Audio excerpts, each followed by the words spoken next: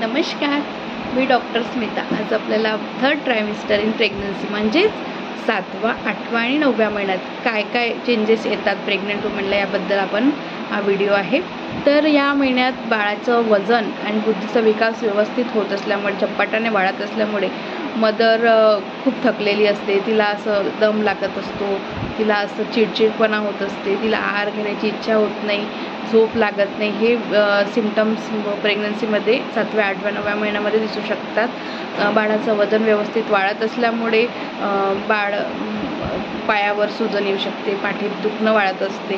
तसेच त्यासाठी आपण मातेने म्हणजे प्रेग्नन्सीमध्ये प्रेग्नंट वुमेनने काय करायला पाहिजे, आयरन, कॅल्शियम आणि प्रोटीन रिच आहार घेतलं पाहिजे। आणि तसेच आपल्या बाळ येण्याची आपल्याला चाहूल लागली असते, त्याच्यामुळे आपले मदर आणि बेबी किट तयार करून ठेवली पाहिजे। बाळाच्या मुवमेंटकडे विशेष लक्ष दिलं पाहिजे। बाळाचे मुवमेंट कमी वाटल्यास आपल्या गायनेकोलॉजिस्टला लगेच दाखवलं पाहिजे। धन्यवाद।